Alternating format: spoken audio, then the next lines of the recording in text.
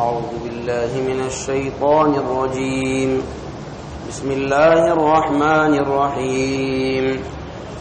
يا أيها الذين آمنوا من يرتد منكم عن دينه فسوف يأتي الله بقوم يحبهم ويحبونه أذلة على المؤمنين أعزة على الكافرين يجاهدون في سبيل الله ولا يخافون لومة لائم ذلك فضل الله يؤتيه من يشاء والله واسع عليم.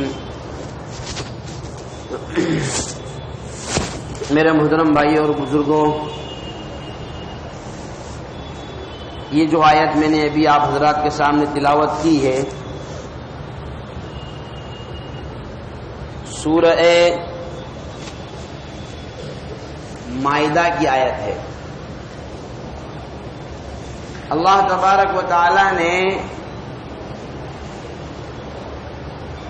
اپنے دین کی حفاظت کا ذمہ خود لیا ہے. اپنے دین کی حفاظت کرنے والا اللہ خود ہے. وہ کسی قوم پر، کسی ذات پر، کسی برادری پر نربھر نہیں ہے. اللہ تبارک و تعالی اپنے دین کو چلانے کے لیے ہمارا محتاج نہیں ہے. ہاں، ہم اللہ کے دین پر چلنے کے لیے ضرور اللہ کے محتاج ہیں. اس آیت میں اللہ نے یہی بات صاف صاف ایمان والوں سے بیان کی ہے، صاف الفاظ میں. پہلے تو 3-4 آیتیں پہلے مسلمانوں کو اس بات کی طرف توجہ دلائی کہ تم اپنے کلچر کو یہودیوں اور نصرانیوں کے کلچر سے ملانے کی کوشش مت کرو. یہودیوں اور نصرانیوں سے، یہودی اور نصرانی سے مراد خالی یہودی اور نصرانی نہیں ہے، بلکہ ہر وہ شخص ہے جو اللہ کے علاوہ کسی اور کی عبادت کرتا ہے. اللہ نے فرمایا کہ ان سے ایسے تعلقات قائم مت کرو کہ جس کی وجہ سے تمہاری اتنی گہری دوستیاں بن جائے کہ تم ان کے مذہب سے، ان کے کلچر سے، ان کی تہذیب سے متاثر ہو کر انہی کی بولی بولنے لگو. اور یہ بھی فرمایا جو شخص ان سے جا کر ملے گا اس کا حشر انہی کے ساتھ ہوگا.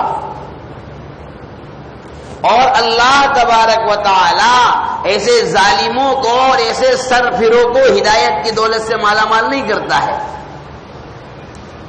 اور یہ بھی بیان فرمایا کہ بہت سارے لوگ ایسے بھی ہیں جن کے دلوں میں مرض ہے، بیماریاں ہیں، جن کے دل کرپٹ ہو چکے ہیں اور کرپشن ان جن کے دلوں میں گھر کر گیا ہے. وہ کیا کہتے ہیں؟ نقشہ ان تصیبنا دائرہ، ہمیں خطرہ ہے. یعنی وہ لوگ جن کی صفت میں نفاق بھرا ہوا ہے، جن کی صفت میں منافقت بھری ہوئی ہے، اور جن کے ایمان اتنے کمزور ہو چکے ہیں کہ دنیا کی روش کو دیکھ کر اور یہود و نصارہ کی ظاہری تہذیب کو دیکھ کر انہی کی بولی بولنے لگتے ہیں. اور کیا کہتے ہیں؟ ہمیں خطرہ ہے، مسلمانوں کے ساتھ رہنے کی وجہ سے ہمیں خطرہ ہے، ہم کسی مصیبت کا شکار نہ ہو جائے. آج بھی بہت سارے لوگ ایسے ہیں. یہ قرآن کہہ رہا ہے فَتَرَى الَّذِينَ فِي قُلُوبِهِم مَّرَضٌ يُسَارِعُونَ فِيهِمْ، تو دیکھے گا ان لوگوں کو جن کے دلوں میں مرض ہے، وہ یہودیوں اور نصرانیوں کی طرف آگے بڑھتے ہیں. اور کیا کہتے ہیں؟ يَقُولُونَ نَخْشَىٰ أَن تُصِيبَنَا دَائِرَةٌ، ہمیں خطرہ ہے کہ ہم مسلمانوں کے ساتھ رہیں گے جو کسی مصیبت میں کا شکار نہ ہو جائیں، کسی جو ہے آفت اور تنگدستی کا شکار نہ ہو جائے. یہ کون لوگ کہتا ہے؟ قرآن کہتا ہے فی قلوبہم مرض، جن کے دلوں میں بیماریاں ہیں، جن کے دل روحانیت سے خالی ہو چکے ہیں. لیکن پھر جب دیکھیں گے کہ ان قریب اللہ تبارک و تعالی اہل ایمان کو فتوحات سے نوازتا ہے تو پھر اپنے اس اصرار پر اور اپنے اس اقدام پر ان کو ندامت اور شرمندگی ہوتی ہے۔ یہ جو آیت میں نے پڑھی اس میں اللہ نے صاف طور پر ارشاد فرمایا کہ اے ایمان والو، من یرتد منکم عن دینہ، اگر تم میں سے کوئی شخص دنیا کی ظاہری زیب و زینت کو دیکھ کر اور ایمان والوں کی تنگ دستی اور تنگ حالی کو دیکھ کر اور دنیا کی روش کو دیکھ کر، جبکہ تمہارے ذہنوں میں یہ بات آئے کہ دنیا کی لالچیں اور دنیا کی دولتیں اور دنیا کی آسائشیں اور دنیا کی نعمتیں وہ ساری کے ساری تو غیروں کے قبضے میں ہے، یہودیوں کے قبضے میں ہے، نصرانیوں کے قبضے میں ہے، اگر یہ ساری چیزوں کو دیکھ کر اپنے دین سے پھر جاتا ہے، دین اسلام سے کو چھوڑ بیٹھتا ہے اور مرتد ہو جاتا ہے، ارتداد کا شکار ہو جاتا ہے، اللہ نے فرمایا کہ اللہ تبارک و تعالی کا اس کی وجہ سے کچھ بگڑنے والا نہیں ہے۔ کیوں؟ پھر اللہ کو دین کی حفاظت بھی تو کرنا ہے، اللہ کو اپنا مذہب چلانا بھی تو ہے۔ فرمایا فَسَوْفَ يَأْتِي اللَّهُ بِقَوْمٍ، اللہ ایسی قوم کو کھڑا کر دے گا، يُحِبُّهُمْ وَيُحِبُّونَ، اللہ تم کو بھگا دے گا۔ اللہ نے کیا فرمایا؟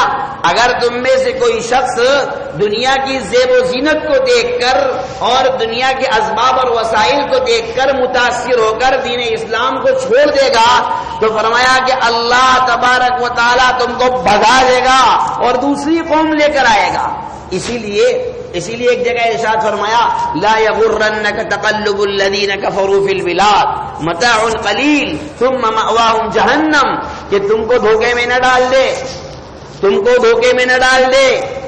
کافروں کا ایک شہر سے دوسری شہر کی طرف گھومنا پھرنا، ان کا بڑی بڑی بلڈنگیں بنانا، اعلیٰ سے اعلیٰ سواریوں کا استعمال کرنا، ان کا ٹرینوں میں سفر کرنا، ان کا ہوائی جہازوں میں سفر کرنا اور ان کے بڑے بڑے کاروبار کرنا، ان کی بڑی بڑی سہولیات اختیار کرنا، ان کا ایئر کنڈیشن مکانات میں رہنا، ایئر کنڈیشن گاڑی میں گھومنا، ملٹی ایکسل کاروبار کا کرنا، بڑی بڑی بزنس اور بڑی بڑی فیکٹریاں کھولنا، فرمایا لا یغرنک، تم کو دھوکے میں نہ ڈالنا چاہیے، اس سے تم متاثر بالکل نہ ہو۔ کیوں؟ اس لیے کہ متاع قلیل کب تک ہے؟ اللہ نے صاف فرمایا متاع قلیل تھوڑا سا ہے، 10 سال 20 سال 40 سال 50 سال کب تک ہے؟ جب تک زندہ ہے تب تک، پھر کیا ہوگا؟ ثم مأواہم جہنم، اس کے بعد تو اس کا ٹھکانہ جہنم ہی ہے۔ وبئس المہاد، اور بڑا خطرناک ٹھکانہ ہے۔ تو اگر کوئی شخص ایمان کو چھوڑ کر ارتداد کا شکار ہوتا ہے، اللہ تبارک و تعالی نے فرمایا اللہ تم کو بھگا دے گا، تمہاری کوئی ضرورت نہیں ہے۔ پھر کیا کرے گا؟ ایک ایسی قوم کو لے کر آئے گا یحبہم ویحبون، اللہ جس سے محبت کرے گا اور وہ اللہ سے محبت کرنے والے ہوں گے، ایسی قوم تیار کرے گا۔ اسی لیے سورہ محمد میں خاص طور پر ارشاد فرمایا ان تنصروا اللہ ینصرکم، اگر تم اللہ کے دین کی مدد کرو گے تو اللہ تمہاری مدد کرے گا۔ اور ایک دم اخیر آیت میں فرمایا وَإِن تَتَوَلَّوْا يَسْتَبْدِلْ قَوْمًا غَيْرَكُمْ، اگر تم نے روگردانی کی اللہ تمہاری جگہ دوسری قوم کو بدل دے گا، ثُمَّ لَا يَكُونُوا أَمْثَالَكُمْ، پھر وہ تمہاری طرح سستے اور تمہاری طرح سے ہلکے پھلکے نہیں ہوں گے، بلکہ وہ اللہ تبارک و تعالی کے منتخب کردہ ہوں گے۔ تو اگر کوئی آدمی دین کو چھوڑ دے تو اللہ تبارک و تعالیٰ کو اس کی کوئی پرواہ نہیں ہے، اللہ ایسے افراد کو تیار کرے گا جو اللہ سے محبت کرنے والے ہوں گے اور اللہ ان سے محبت کرنے والا ہوگا۔ اللہ سے محبت کرنا یہ تو سمجھ میں آنے والی چیز ہے، آدمی اللہ سے محبت کرے یہ تو ایک عقل میں آنے والی چیز ہے کہ آدمی کی خواہش ہوتی ہے، ہر انسان کی خواہش ہوتی ہے کہ میرا بڑا مجھ سے محبت کرے، چھوٹے بھائی کی خواہش ہوتی ہے کہ میں اپنے بڑے سے محبت کروں، میں اپنے باپ سے محبت کروں، میں اپنے دادا سے محبت کروں، اپنی ماں سے محبت کروں، لیکن اللہ ان سے محبت کرنے والا تو کیا نعوذ باللہ ثم نعوذ باللہ اللہ مجبور ہو جائے گا ان سے محبت کرنے پر؟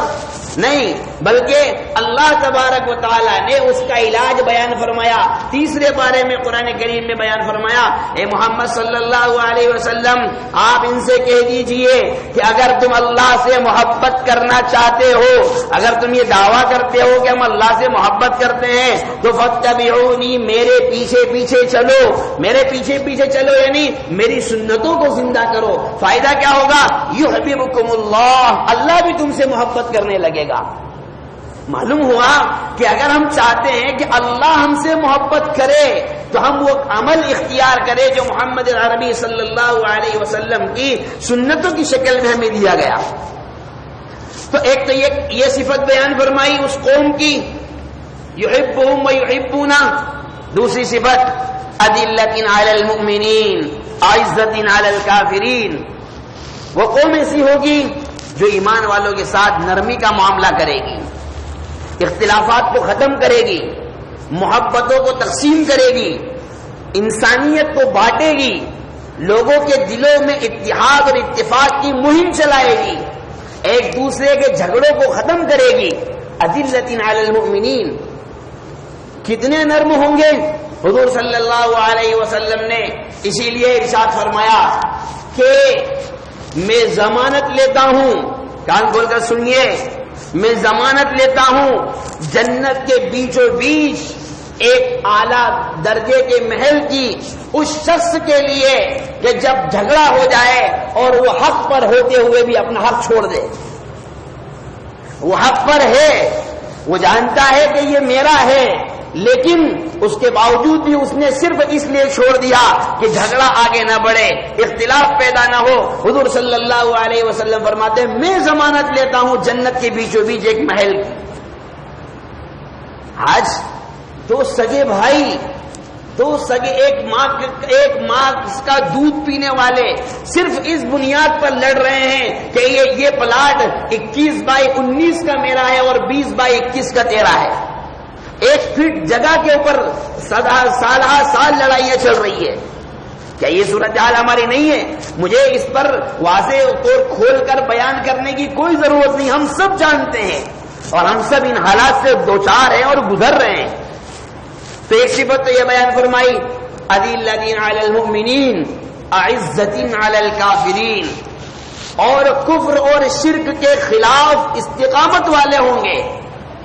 وہ قوم ایسی ہوگی جو کفر اور شرک کے خلاف ہر وقت آواز اٹھانے والی ہوگی، حالات سے متاثر ہو کر بیٹھنے والی نہیں ہوگی، حالات کو دیکھ کر سمجھوتا کرنے والی نہیں ہوگی، بلکہ توحید کی اتنی مضبوطی سے رسی کو تھامے ہوئی ہوگی کہ دنیا کے حالات کتنے خراب ہو جائیں وہ ان کے ایمان کو متزلزل نہیں کر سکیں گے، وہ ان کے عقائد کو کمزور نہیں کر سکیں گے، اللہ سے ان کے تعلق کو کمزور نہیں کر سکیں گے، یہ صفت ہوگی۔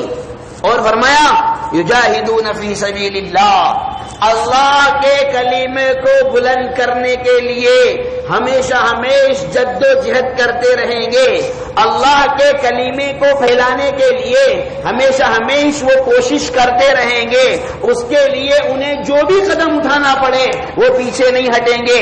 پیار محبت سے اگر اللہ کا کلمہ بلند ہوگا، پیار محبت سے اللہ کے کلمے کو بلند کریں گے، اعلیٰ اخلاق سے بلند کریں گے، اعلیٰ کردار سے بلند کریں گے، اور اگر شر اور فساد اتنا زیادہ بڑھ جائے گا کہ اللہ کے کلمے کو بلند کرنے میں اور اللہ کے دین کی دعوت کو دینے میں رکاوٹیں اتنی زیادہ پیدا ہو جائے گی کہ اب کوئی چارہ کار نہیں ہے سوائے اس کے کہ مشرکین کے خلاف علم بغاوت بلند کر کے اور ان سے اعلاء کلمت اللہ کے خاطر جہاد کیا جائے، تو وہ قوم ایسی ہوگی جو یہ اس کام کے لیے بھی تیار ہو جائے گی۔ اور فرمایا وَلَا يَخَافُونَ لَوْمَةَ لَائِمٍ، دو ہی چیزیں کسی بھی انسان کو کام کرنے سے روکتی ہے، ایک تو مخالفین کی طاقت. ہم دیکھتے ہیں کہ جہاں بھی کام کرنے کا مسئلہ آتا ہے تو مخالفین کی طاقت کو تو زیر کر لیا جاتا ہے. مثال کے طور پر ایک چیز تو یہ ہے مخالفین کی طاقت، اور دوسری چیز لومۃ لائم، اپنے ہی اتنے تانے دیتے ہیں اور اپنے ہی اتنی رسی کھینچتے ہیں کہ وہ کام کو آگے نہیں بڑھنے دیتے ہیں. یہ دو چیزیں اللہ فرمایا ولا یخافون لومۃ لائم، وہ کسی ملامت کرنے والے کی ملامت کا خوف نہیں کرتے ہیں. کتے بھونکتے رہیں، بھونکنے دیتے ہیں، اور جو ہے چور چلاتے رہیں اور ان کے پیچھے گیدڑ بھاگتے رہیں، انہیں اس سے کوئی فرق نہیں پڑتا ہے. وہ اپنے کام میں مست رہتے ہیں اور اپنے کام کو مسلسل انجام دیتے رہتے ہیں. نتیجہ یہ ہوتا ہے کہ فتح اور نصرت ان سے وہ ہمکنار ہوتے ہیں اور کامیابی ان کے قدم چومتی ہے.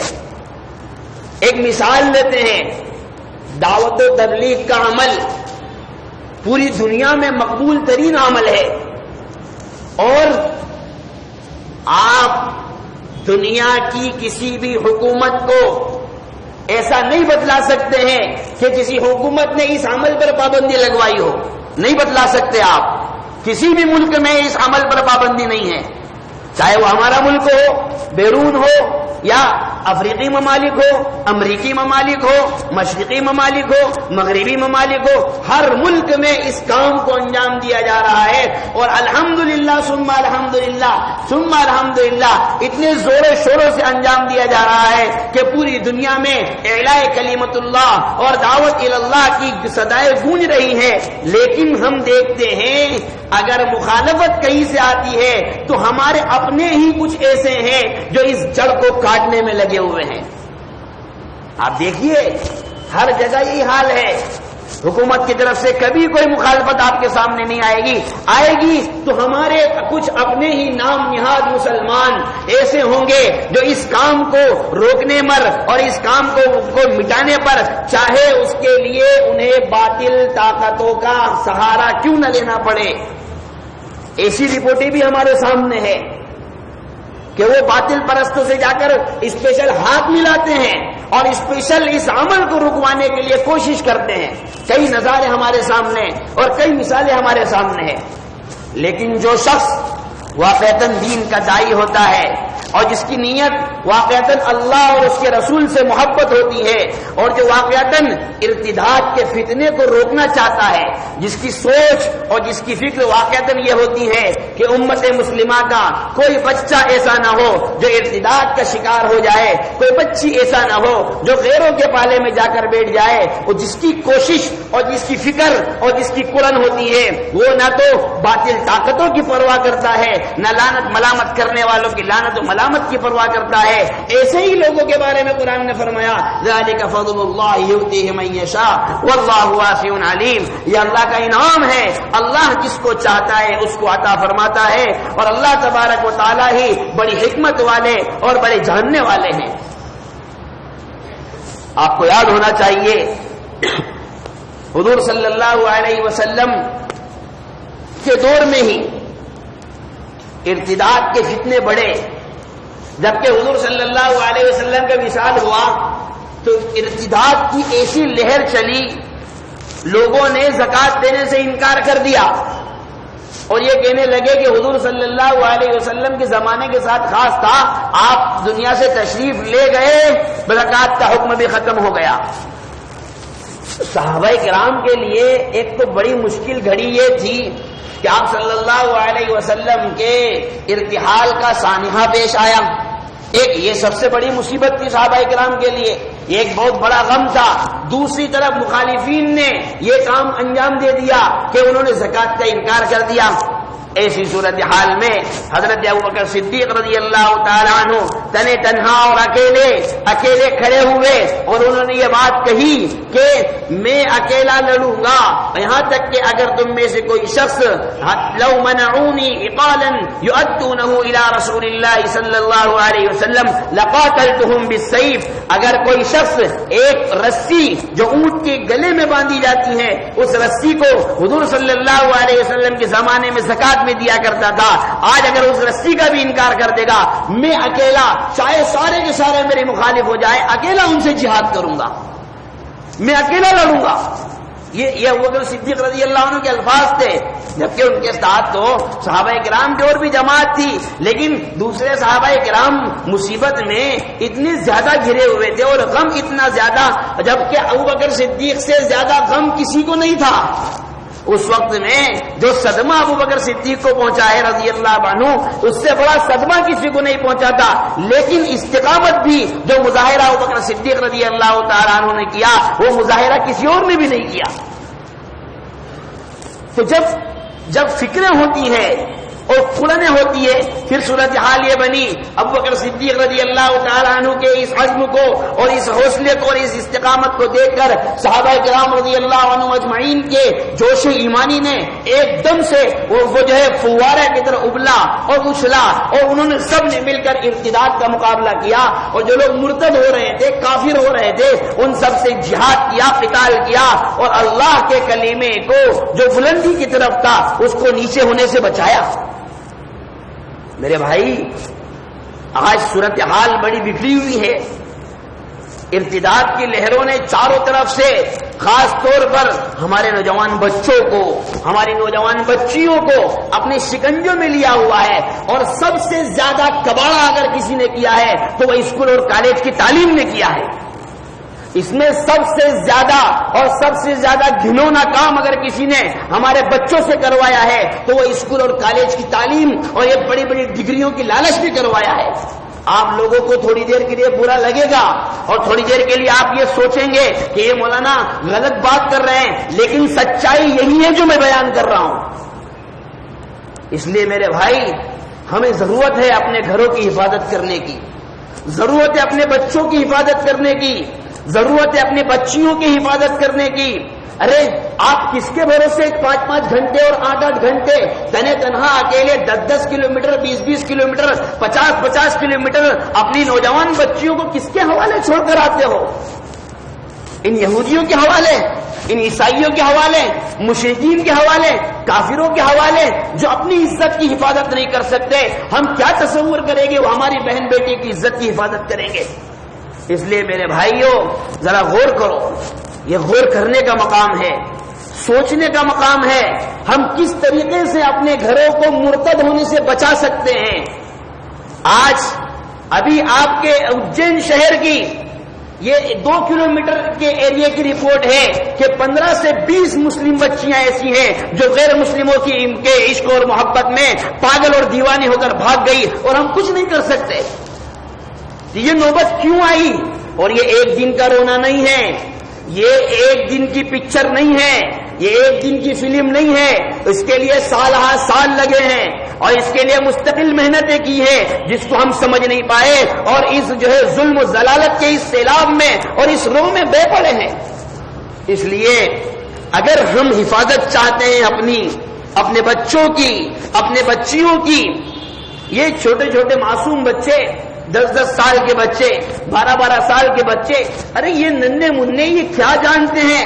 انہیں کیا پتا ہے کہ آگے کی زندگی کیا ہے؟ ان کا مستقبل تو طے کرنا ہمارا کام ہے، ان کا مستقبل طے کرنا ہماری ذمہ داری ہے. ہم ان کو کس ٹریک پر لا کر کھڑا کر رہے ہیں اور کس پٹری پر لا کر ان کو کھڑا کر رہے ہیں، یہ تو ہمارا کام ہے، یہ تو ہم کو طے کرنا ہے. اس لیے میرے بھائیوں، قرآن کریم نے یہ جو بات بیان فرمائی ہے، اس سے صاف طور پر، واضح طور پر یہ بات کھل کر سامنے آتی ہے کہ اپنے آپ کو ارتداد سے، مرتد ہونے سے، کافر اور مشرک ہونے سے، یہودی اور نصرانی ہونے سے وہی قوم بچا سکتی ہے جو قوم اپنے قرآن کی حفاظت کرے، جو قوم اپنے دین کی حفاظت کرے، جو قوم اپنے نبی کی سنتوں کی حفاظت کرے، جو قوم اپنے قانون شریعت کو مضبوطی سے پکڑے گی، تب کہیں جا کر ان ارتدادی فتنوں سے ہم مقابلہ کر پائیں گے. اور اگر جو بے راہ روی ہماری چل رہی ہے، اسی کا ہم شکار رہے اور اسی پر چلتے رہے اور اندھے گنگے بہرے بن کر ایسی زندگی جسے گزر رہی ہے گزارتے کرتے رہے.